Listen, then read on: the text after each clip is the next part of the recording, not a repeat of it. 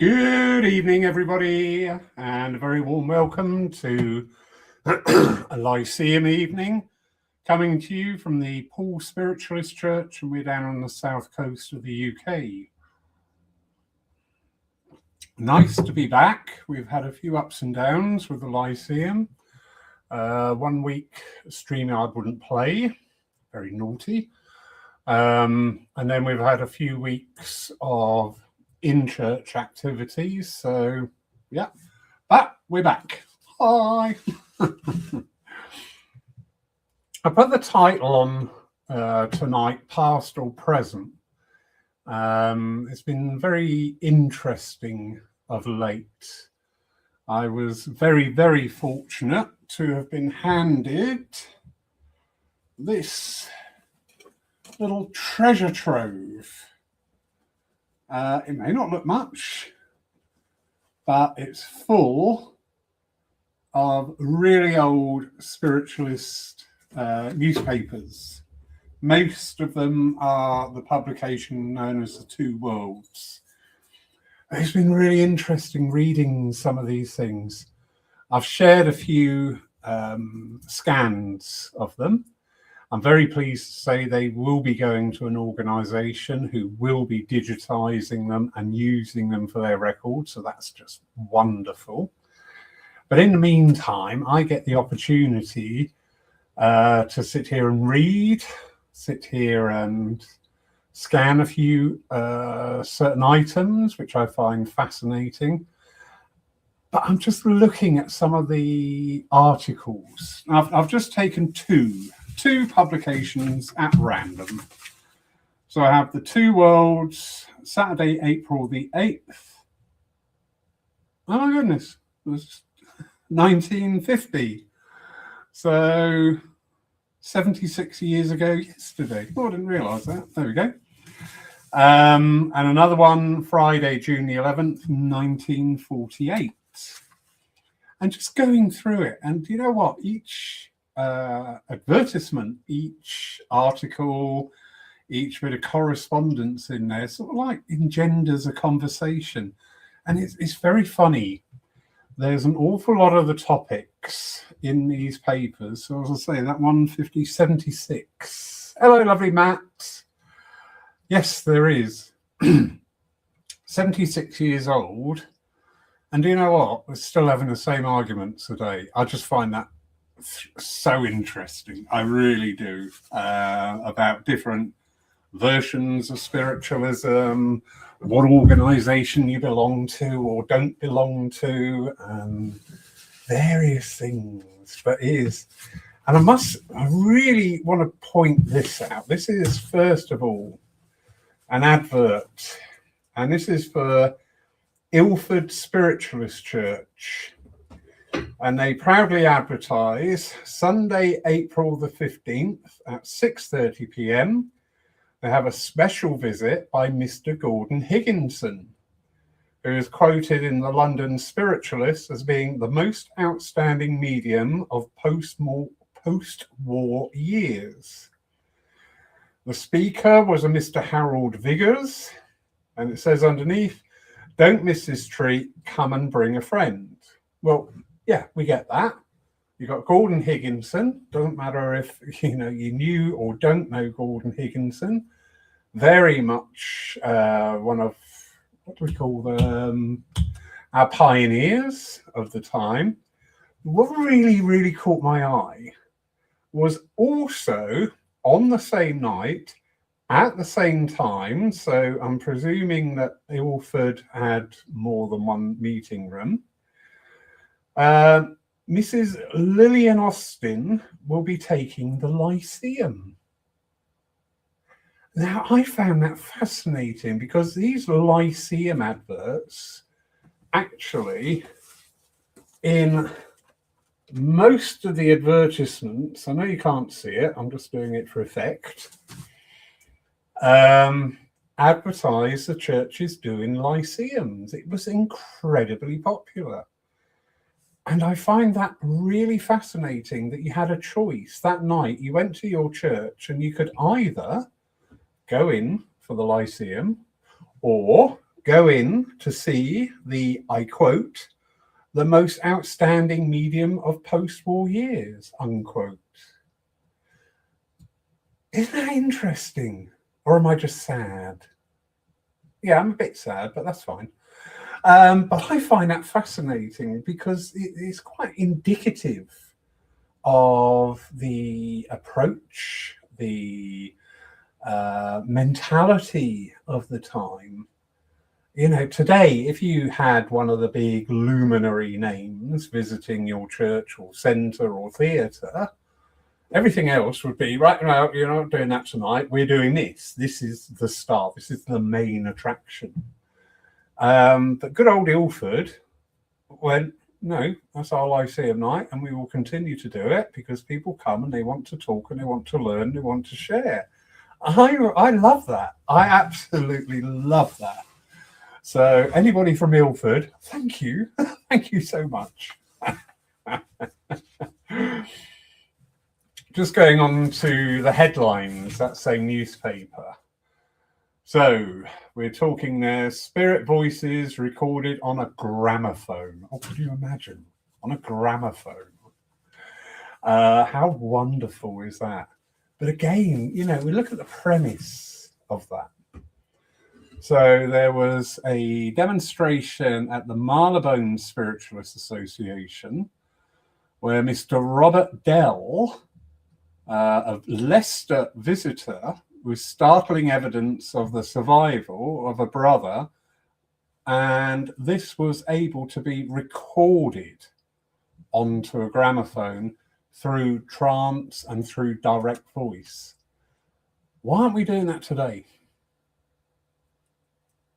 I ask you, and there's no simple answer, but it's a good question. Why aren't we doing that today? You know, we have so many recording devices. Everybody carries a recorder around on your mobile phone. We have all these. So what's changed? Is it the quality of the demonstrations? Again, these are all open questions. As questions should be, not guiding you towards an answer, guiding you towards your answer.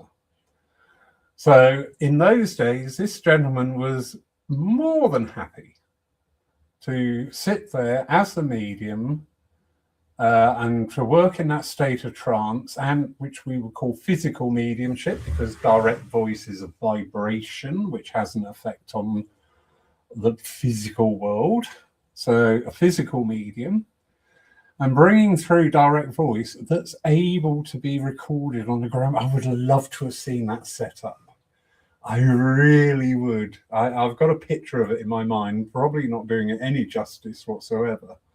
But we used to have, when I was a young boy, going back, you know, it was only about 10 or 15 years.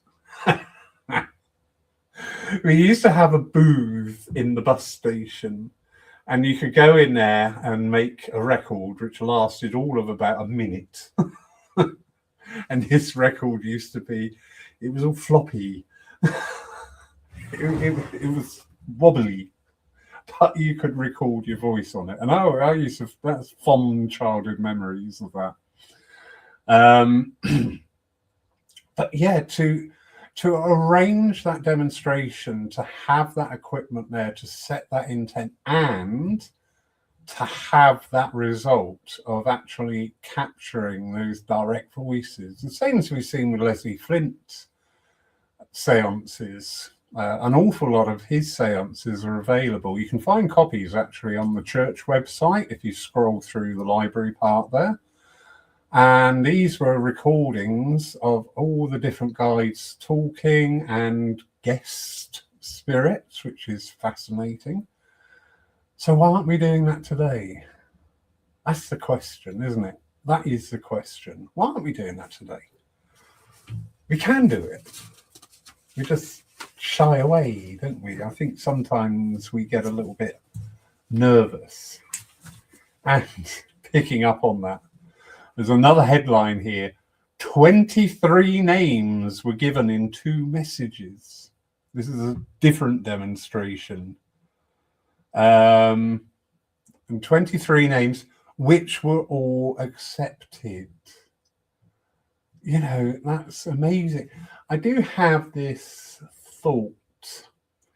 That's great. I'll come to that one in a minute.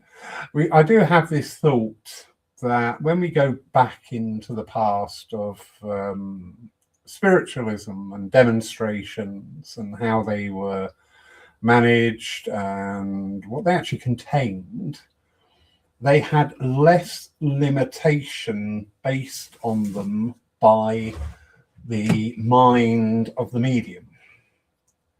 I think this is something, you know, in developing our mediumship, whichever form that takes, I think the novice or the officiant needs to be mindful, excuse the pun, mindful of the limitations the mind is going to put on that healing, philosophy, communication, whatever your mediumship comes out at. Because if you sit there saying, oh, I can't do this, can't do that, can't do this, or chicken out, oh, I'm not going to give a name. What if it's wrong? Well, what if it's wrong? Seriously, ask yourself that question. If you put a name out there and it's not understood, what happens? Nothing. Seriously, nothing. You don't get dragged off the platform and beaten with a branch. It just does. But the more you try things, the more you open yourself up. And I say, I'm just loving some of this stuff coming back from the past like this, because it really does, to me, demonstrate how much today's mediumship, and again, mediumship, when I use that phrase, is however it comes out. So evidential, healing, philosophical, inspiration, it's all mediumship. And how much we have not lost. We never lost this. We haven't lost it. This ability to give 23 names in 2 messages is not lost. It's just not practiced. And I think, you know, that's quite an interesting angle to come from it. Because next to that is, I've got to read this article because it sounds superb. London medium levitates. Mr. John Graham, trance medium, was levitated 1 foot off the floor at a private circle in Knightsbridge, London. Well, it would have to be in Knightsbridge, wouldn't it?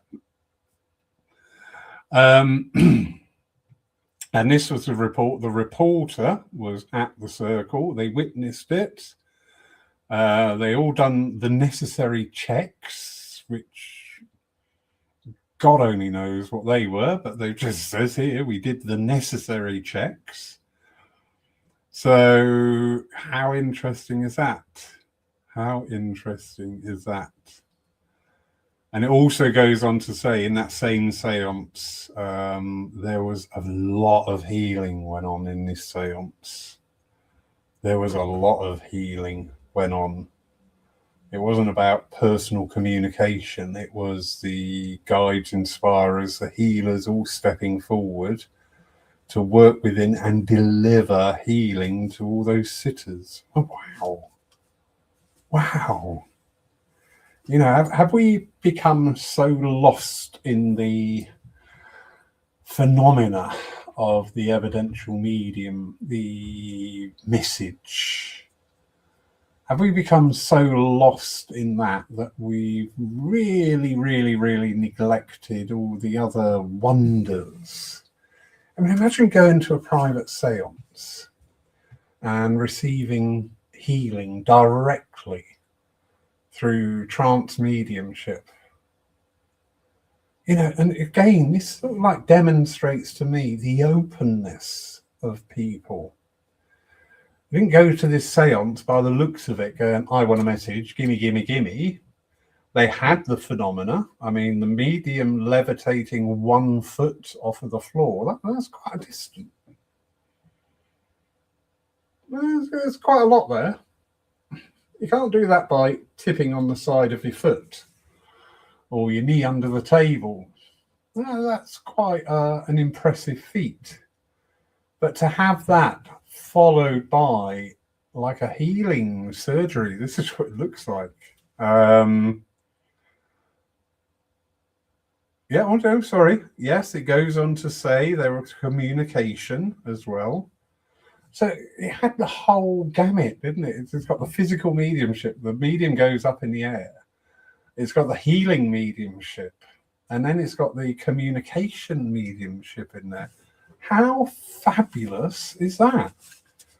And we tend to dismiss things because, you know, if we didn't get a message, it was a load of rubbish. Or, oh yeah, they said all that. You know, he was 6'2", eyes are blue, but he was 27, not 26. I've heard things like that. Really interesting. There's all sorts in these. These really are a treasure trove. There's an advert here for the Two Worlds bookshop selling planchettes. Now, obviously, today's world, when we talk of Ouija boards and things, has got a very bad rap, haven't they? Oh, no, don't mess with them. You know, they invite the devil in and things.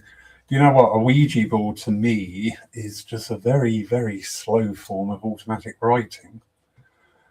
You get the same level of communication by working with automatic writing rather than sitting there going A, Z. You can learn, you can discipline yourself to let that flow. The planchettes were 10 shillings and sixpence. So spiritualism wasn't a poor man's journey. 10 shillings in those days, God knows how much that is today, but it's a lot of money, and especially over the last 5 years, the way money's changed. So, yeah. But yeah, this is all fascinating. And there's little snippets in here, like this is a newspaper. And it was designed and distributed to go out into the churches and the centres, but it also went beyond. It went to newsstands. So you could walk across Piccadilly Circus and you could have the evening newspaper, but next to that would be the Two Worlds paper. So you just pick up whichever paper you're drawn to.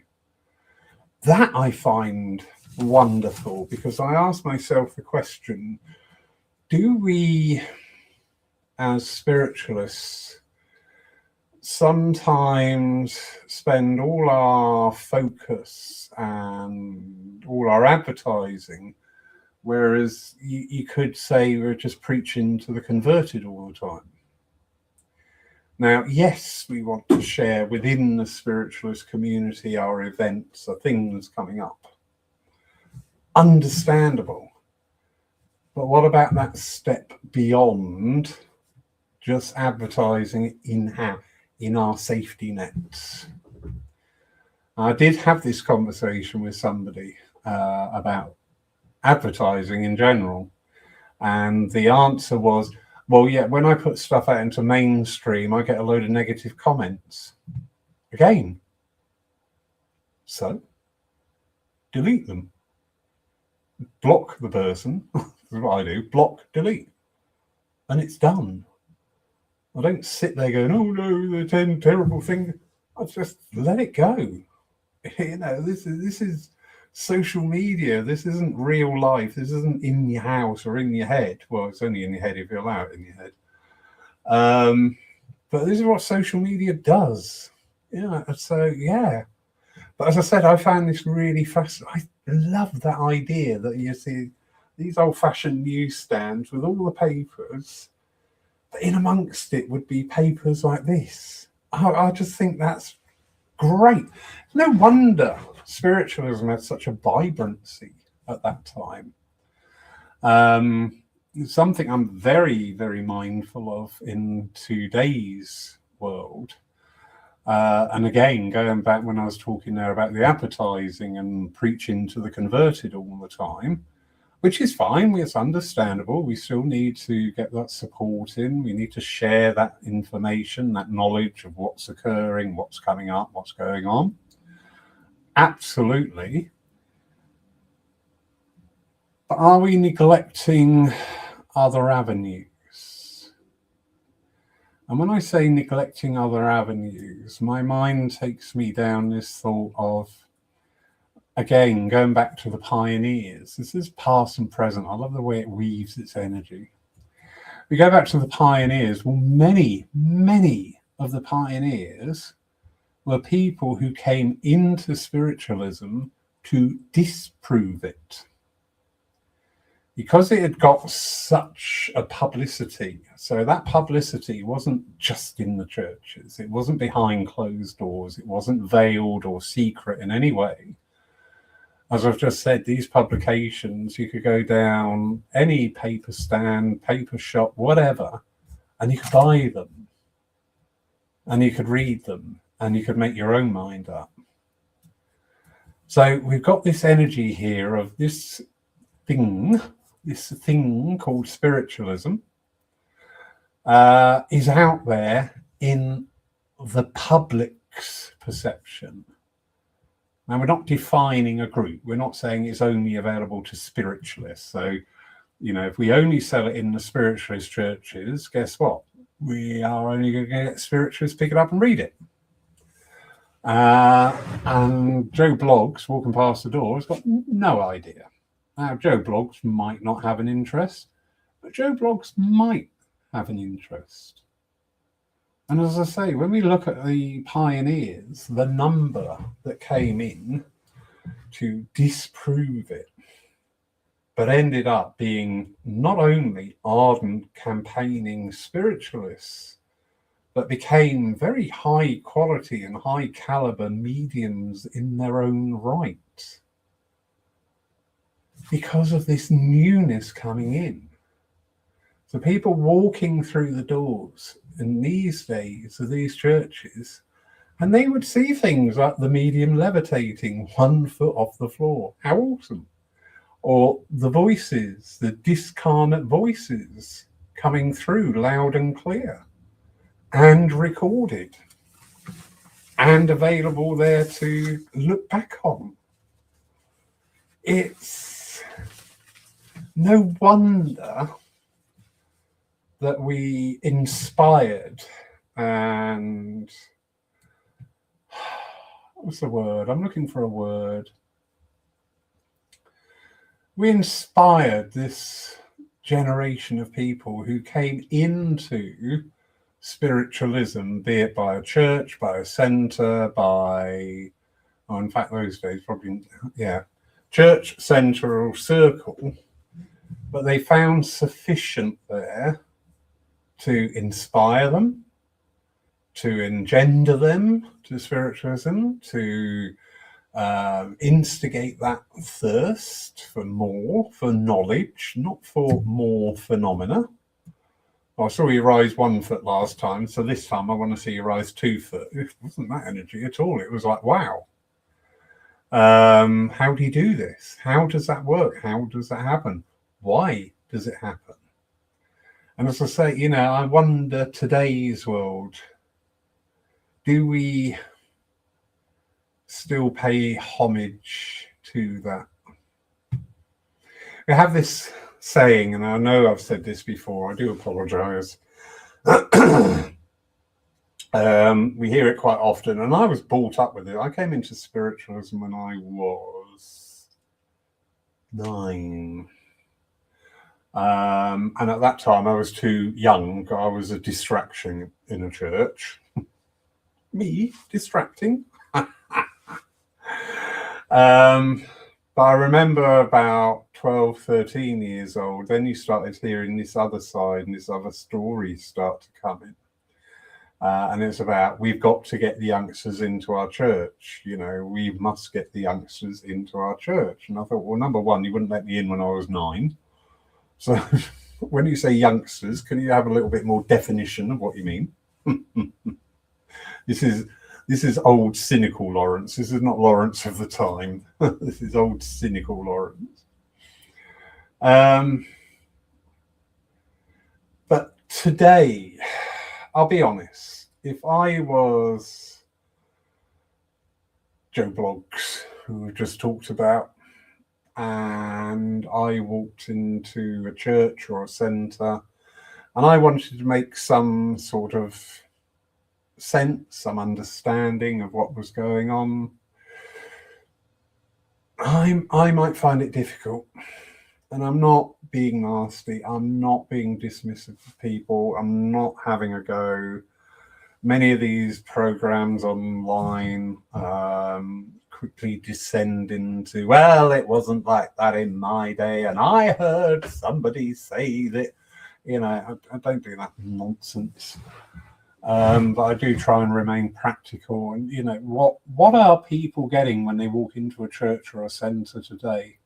And that's an open-ended question. That's not for me to define. Each and every one of you will have your own experiences. Some of them wonderful, some of them not so wonderful. But it does seem, as I say, when we're going back into time here, there was certainly a lot more energy into things. There was a lot more approach. This word Lyceum keeps popping up. And in fact, there's something here, the Lyceum News, which is a section of the newspaper. Glasgow Association Lyceum on Sunday, March the 19th. Dr. Winning, Lyceum conductor, gave a talk on spiritualism to the Youth Fellowship of the Morrison Memorial and Patrick Congregational Churches. And that's great. That is just totally out of the blue there. Isn't that wonderful? Isn't that wonderful that there was that sense of purpose, sense of duty there to take spirit. This is exactly what I'm talking about. Thank you for finding this for me. That sense of purpose and duty to take spiritualism to somewhere else, outside of the doors of the spiritualist church or centre. So the Morrison Memorial and Patrick Congregational Churches, so 2 churches. And obviously they've been invited in because they must have been recognised as having something of value to say. Wow. Wow. And he goes on here to give several accounts of different lyceums, of their works, adult lyceum and children's lyceum. And I find that really good as well. The fact that there was this, it's like Orthodox church, isn't it? You have church service or Sunday school. So you can see where the modelling came from. As a lot of things within spiritualism, as modelling done on the orthodoxy are divine services. If you take that as a template, you can apply that to an Orthodox church service. All right, you're not going to have the mediumship, but you have commiserate parts. So it's very in line. Very interesting. But as I say, there is some wonderful, wonderful things here that we can not only learn from, but also just draw that comparison to today. There's just, honestly, there's so much here. I could just sit here and read it all night. I'm not going to, because that would be cruel.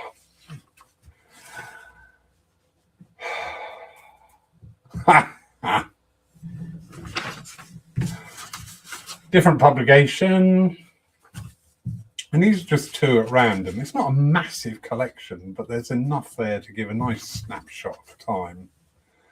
Now, I've just opened it up on page 2. The banner headline is "Change or Die. Present spiritualism could not save the world. Criticisms at the May convention." And it's talking there about how spiritualism needs to change its image for the audience of today, which is very odd, because guess what I was talking about 2 minutes ago? You know, we keep recovering old ground a lot. We really do. We're probably the best recyclers on the planet, I think, for energy. Because this was 1948, so 1950, 76. So 78 years ago, people were having the same conversation as we're having today. You know, how can we cater for, well, you know what, in 78 years, if we haven't mastered that, then there's something not right. There's something going terribly wrong. There's a beautiful write-up here about Harry Edwards demonstrating in Manchester. And it was, let's have a look. It ran for 3 hours and there were over 500 people in attendance. All those people there for all that time watching healing. That's really interesting. That is really, really very interesting. I mean, today's world, sometimes it's hard enough just to get somebody to come down and have healing. You want some healing? No, I'm all right. No, leave me alone. So you've got this hall and all that time, and Harry Edwards is up on the stage working as a healer, giving healing, and he's held all those people's attention for all those hours. Well done, Harry. I'm really impressed. Because he also demonstrated in Trafalgar Square. And again, healing. And today's world, there is a tendency that we treat the healing as sort of like the poor relation to the evidential mediumship.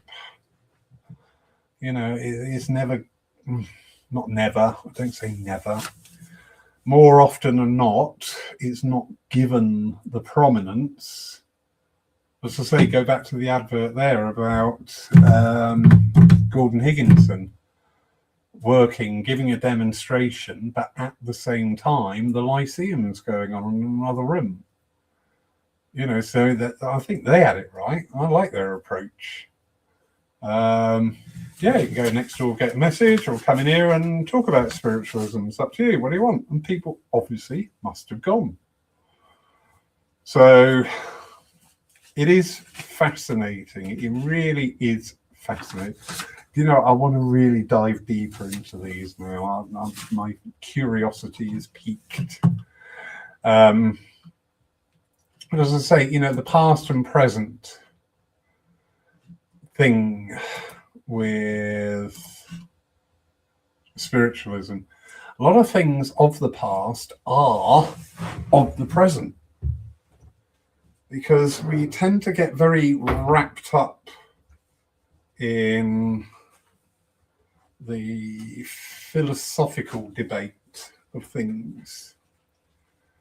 So we tend to miss, like as you would have in a business meeting, coming out with an action plan. More than likely, people just say, oh, well, it is what it is.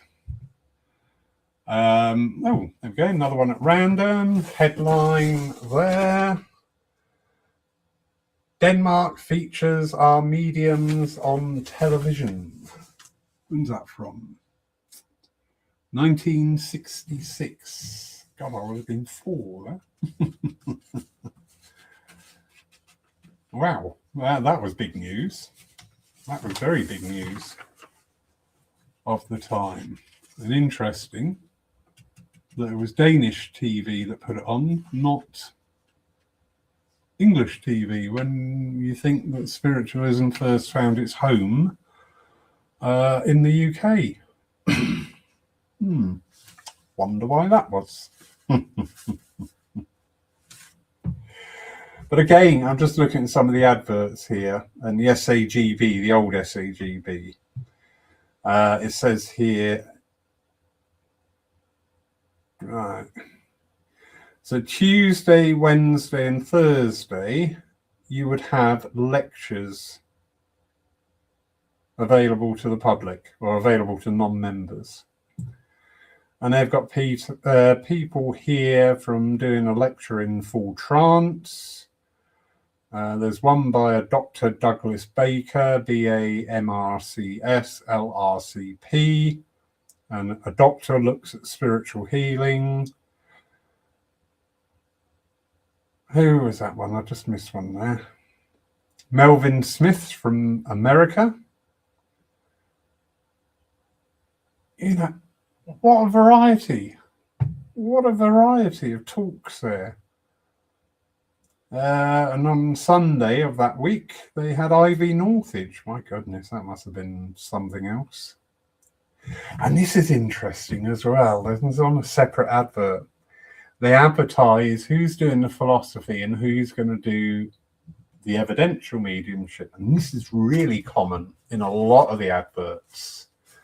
Most services are two names, because one medium would look after the philosophical address, one medium would look after the evidential address.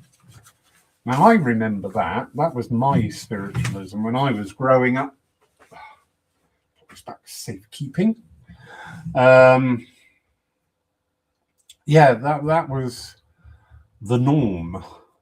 It was unusual to see one medium do all the jobs. So the philosophical medium would, for instance, be in charge of the opening prayer, closing prayer, delivering the reading, and the address upon the reading. And that would be their job. That would be their part of the service. And they were very happy with that. And then the evidential medium would be the one to stand up and start on the communication mediumship. And that was their part of the service. And they were very happy with that too. I wonder now why that's died out. I can share thoughts, but I can't prove or disprove anything what I say. They're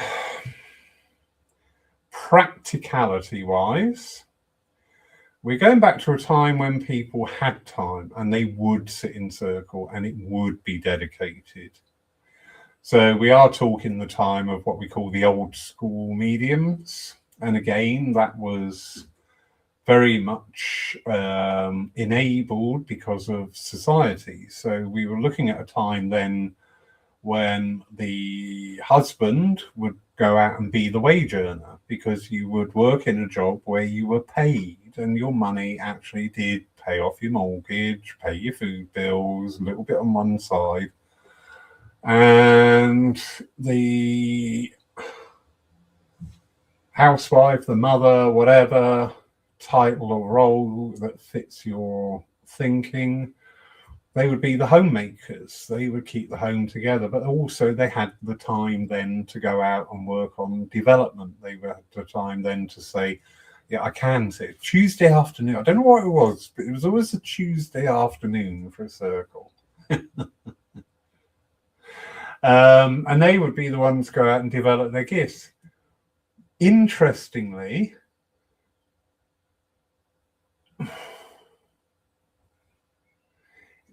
all bar one time when two mediums were working, one on philosophy, one on address, all the other times the philosophical medium would be a male and the evidential medium would be a female. Now, a lot of the time they weren't linked. There were times with husband and wives working together, and why not? But a lot of the time there was no link to them other than their devotion. So that's an interesting energy, isn't it? Wonder why. Again, tonight I'm not going to answer any questions. I'm just going to put you questions and you can go away and think about it, or not. Entirely up to you. But as I say, it used to be very common to see one medium in charge of the philosophy and all that entails for that, and one medium in charge for the evidential. And as time has gone on, so yeah, society changes, and when we started to look at coming from a time where it was more common for both partners to be working, that would reduce the time and the input and the availability. I wonder if, again, looking at societal issues that affect us, there would have been a time where the mediums, plural, would have got just bare minimum payment, sixpence in old money, absolutely barest minimum.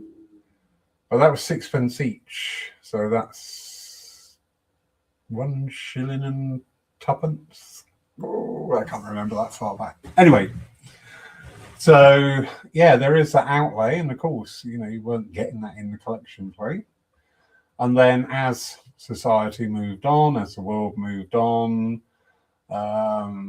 travel expenses became more, pressures on people reducing their free time where they were able to engage in going out and working and demonstrating. It always makes me smile when people say to me, I want to be a platform medium. And my general answer is, oh, really? You want to lose 40 Sundays a year, miss out on family parties, friends going out and having a good time? Why? Why do you want to do that? There's the reality of it. People in full-time employment, you've only got 52 Sundays in a year. And the minute you start taking a couple of bookings here, there, and everywhere, you can go from 52 Sundays in a year to 36 very quickly and without even trying. And then to align two people to ensure that they are both free at that second. Yeah, so you can start to see why the two medium unions started to fall apart. A lot of people would say, oh, well, no, Spirit wanted something different. Yeah, Spirit always wants something different, but we can't keep blaming Spirit for everything. You can try, but you're not going to get very far. You've got to take into account the society, the way the world was and is and can be. So, yeah, I can see now where the two medium scenario started to thin and to fall apart because the world changed. And we live in this, the only thing we can be reliant upon is change. It's going to happen, whether you like it or not, it's going to happen. So, yeah, I find it quite fascinating. But, again, there are some absolutely wonderful demonstrators out there now who can not only deliver an address of substance, of meaning, and of movement, but also can demonstrate incredibly well the continuity of life. So whereas we needed those two in the past to work together to present that one show, I use the term show as a descriptor, nothing more, to today's world where we have the one medium who is still able to present philosophy that will move the soul, philosophy that will touch the soul, philosophy that will have meaning to it and usefulness to it, that will help us walk out of the doors of our church or our centre and be able to view the world just slightly differently, slightly kinder. Yeah. But also deliver that communication, that supporting evidence of the continuity of life incredibly well. So all those things are there. They are all there. But we don't like change, do we? Change is bad. Change is evil. Oh, don't change anything. God's sake. Oh, no, leave it alone. But yeah, change is inevitable, so we go with the change. But as I say, just touching on some of those old papers there, it really is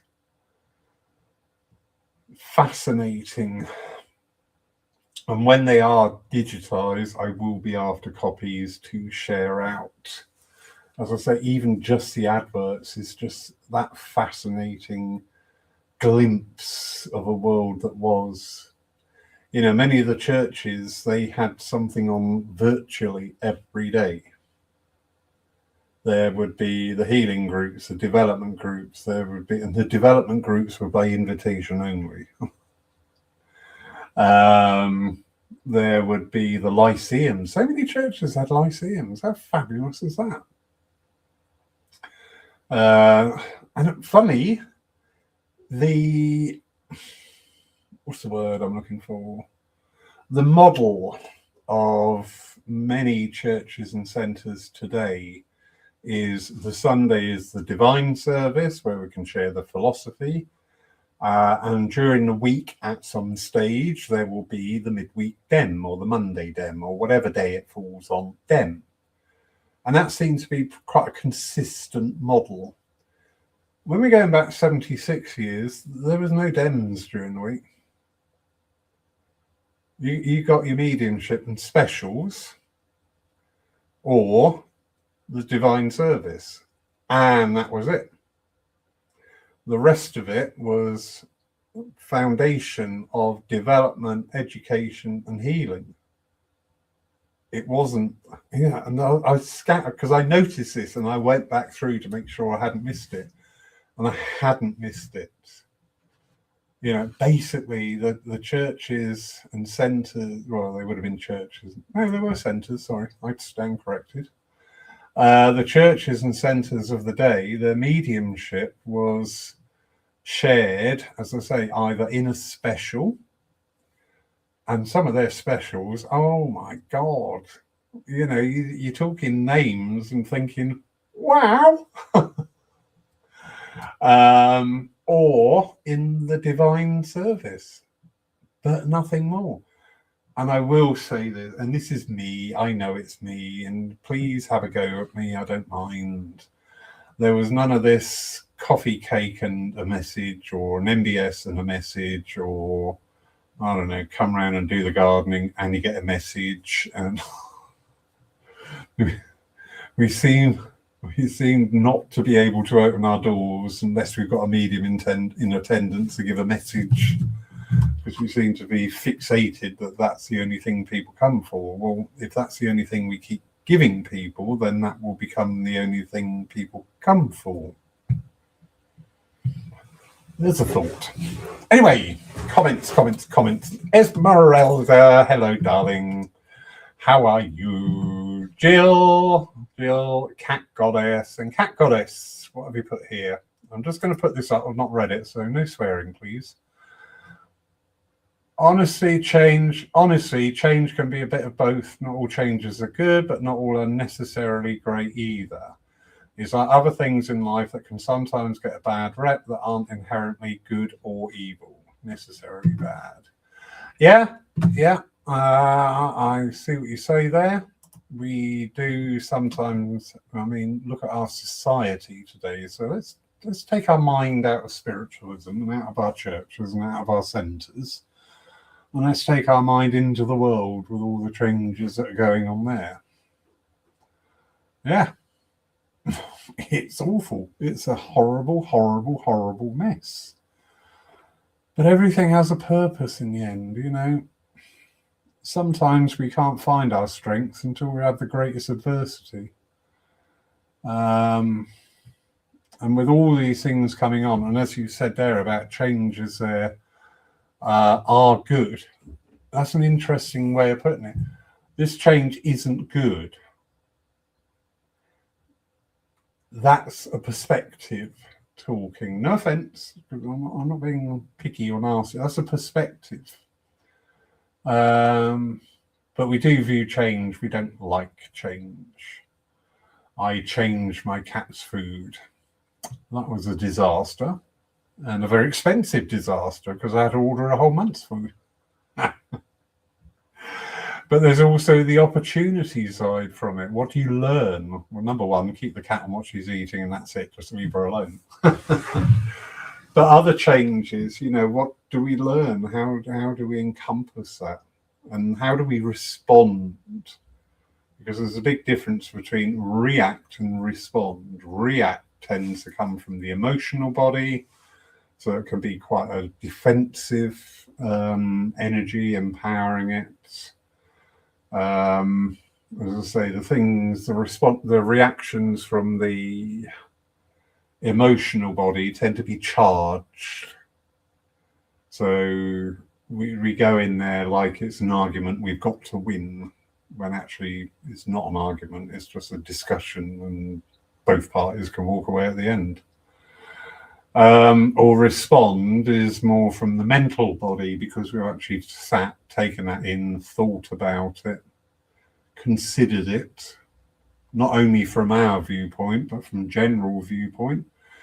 I had it here with changes at the church here. There was resistance in some areas, but it was a very simple matter of, we can't keep opening up and 2 people turn up, because it costs a lot of money to turn the lights on, put the heating on, and this is no longer viable.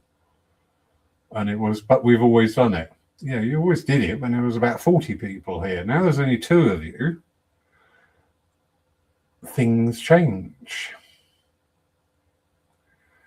Matt, that's an intriguing comment. Perhaps spiritualist. Oh, there's got to be something more to that. Tell me, Matt. I'm on tenterhooks.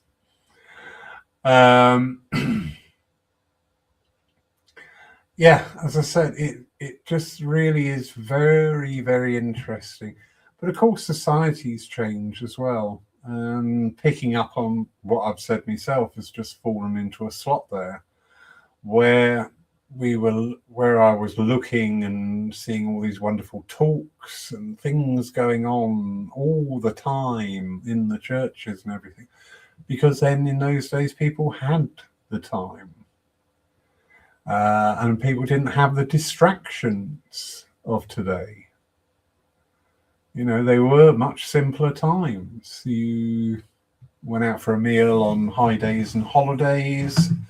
You had a holiday once a year if you were that fortunate, or otherwise it was day trips or weekends. Margate.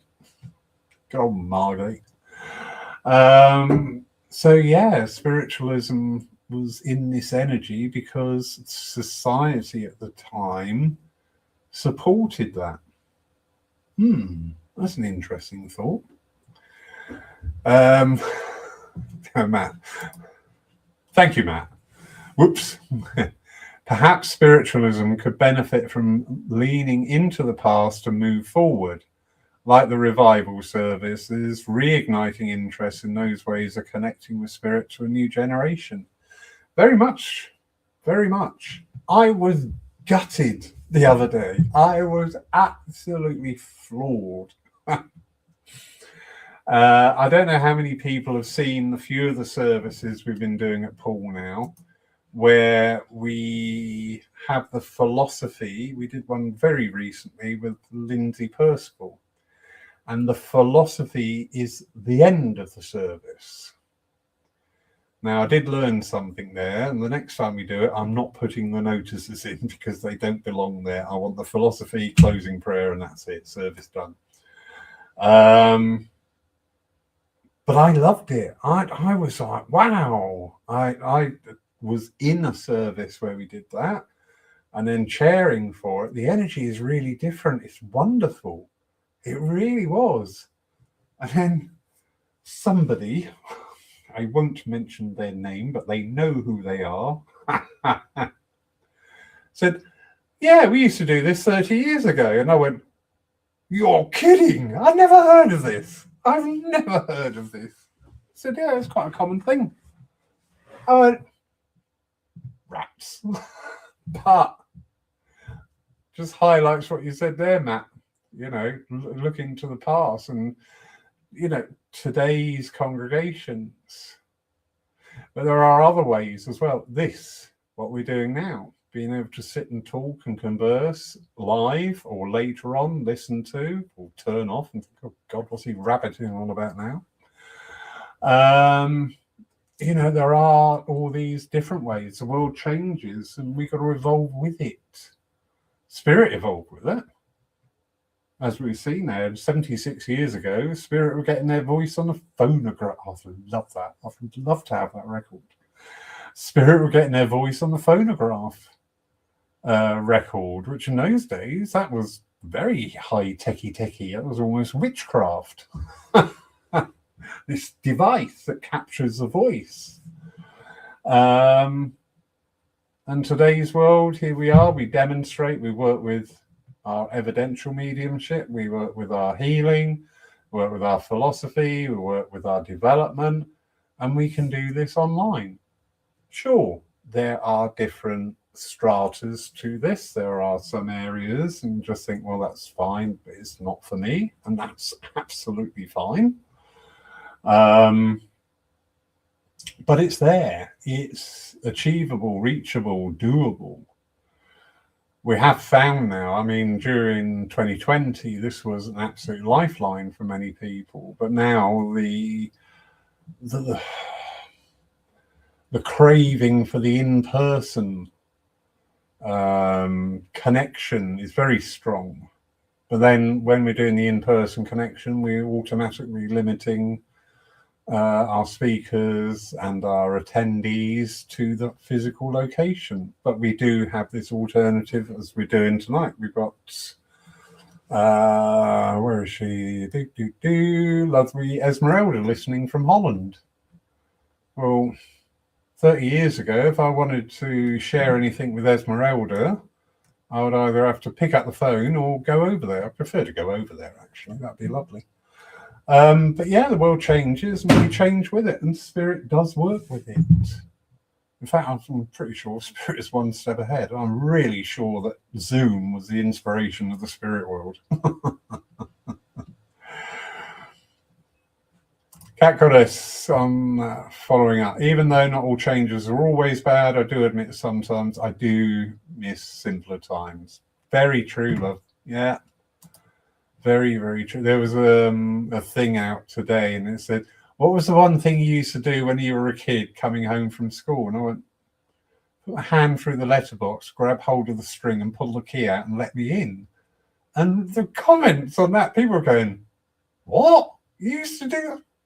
We all did. Hand in the letterbox. Bit of string, key, because we weren't to be trusted with the keys, so it had to be on a bit of string, and it was back in the letterbox. But yeah, simpler times, fun times. I wonder what today's generations, kids growing up today, what are they going to reminisce about in 40 years' time? Little thought. Lovely Marion. We had Colin Fry, Tony Stockwell, John Edwards, James Van Praagh, David Kokora, to name but a few mediums in the 70s and 80s, maybe 90s too, regularly on British TV, but it seems to have gone quiet in recent years. Very true. Very true. I don't know if you were in the room earlier, there was a big front page thing about a demonstration live on television from Denmark.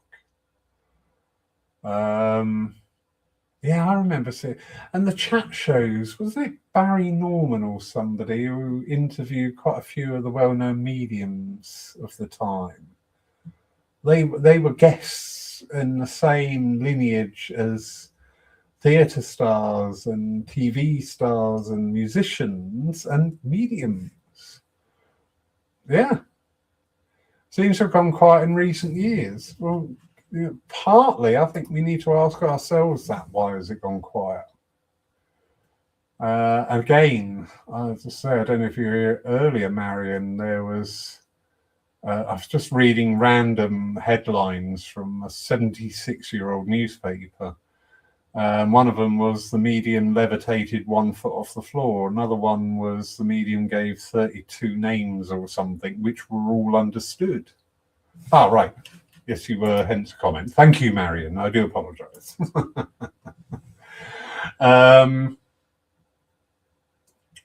But that interest, and this is something, we may want to ask ourselves, how do we reignite this interest in spiritualism? Because again, this takes my mind back to earlier statements about the people who came into spiritualism to disprove it, who then became ardent spiritualists because of what they found, what was demonstrated, what was shared, what was divulged and divested in them. And again, open question, are we capable of doing that today? There's lots of different factors there, lots of different. You're going to get the eternal skeptics that it doesn't matter if you pull through a full body manifestation of a loved one of theirs in spirit and direct voice and everything else, they'd still go, but. And that's fine. So it's having that openness and that willingness. A good friend of mine, lovely Mark Stone, he has a saying, and I do like it, and it does apply many times. He said, one of the biggest trouble with spiritualists, we're all trying to make people spiritualists. And I thought, it's true. We come at it from that angle to make people a spiritualist and make them believe as we do. But a scientific investigation simply presents facts. It doesn't say, I'm going to give you these facts and this is going to make you a physicist or a molecular biologist. These are the facts. This is what happened. It's recorded. There's a photo. What are you going to do with it? Whereas we sometimes get that personal, oh, no, coming in. Oh, you should be sat in circle. How many times do we say that to people? Bless them. They walk through the door and the next minute somebody's jumping on them and saying, oh, you should be sat in circle. Oh, yeah, you could be a medium. You could be a healer. We're always trying to make people into something when actually spiritualism should just make people into a better version of themselves, in my book. If that includes evidential or healing, all good. If it doesn't, it just makes them a kinder, gentler human being. Win. Result. Oh dear, I could go on about this all night. Sorry if I've rambled a bit tonight, but I'm just so enthused, and my mind's doing like 90 miles an hour with some of these articles, and I need to sit and sort it out. But thank you everybody for joining. It's nice to be back. We will be back regularly now, apart from the end of this month when we've got the rally on. 4 days of madness and mayhem with the lovely Phil Dykes, Kerry McLeod, Nick Witham and Stephen Meager. So that will be a brilliant weekend of talks, of demonstrations, of development. In fact, encapsulating all the things that I've been ranting on about tonight. No wonder they've resonated with me so well, and now I know why. Now I've made that mental connection, and I can see why. But yes, we will be back, and as I say, sometimes things crop up in the church. We have different events. My first duty, obviously, in devotion is to this wonderful church. My second duty in devotion is to these evenings. So we will be I've sent out invitations to quite a few guests, so you don't have to be put up with my inane rambling. So yeah, thank you for joining us tonight. Tomorrow you can see a live service from here in Poole, and I'm doing one of the revival services where I go back into what we used to do. And we'll be working with musical mediumship, where knock something on the floor, pick that up in a minute. Musical mediumship. So we'll be using snippets of music to instigate and create those conditions for communication. I've only got one little tremor, but the little bots in Facebook don't keep picking up commercial music and then cut the stream. That is a slight issue that I thought of the other day. So maybe you want to watch it on YouTube. they're a lot more generous. And then we will be back next Saturday. So in the meantime, thank you all. Thank you for being here, whether you're watching live tonight or listening later on catch up. I hope there's things in there just to make you think. If you agree with it, great. If you don't agree with it, you know what? Even better. That's wonderful. So, yeah, have a wonderful night, everybody. Good night. Lots of love.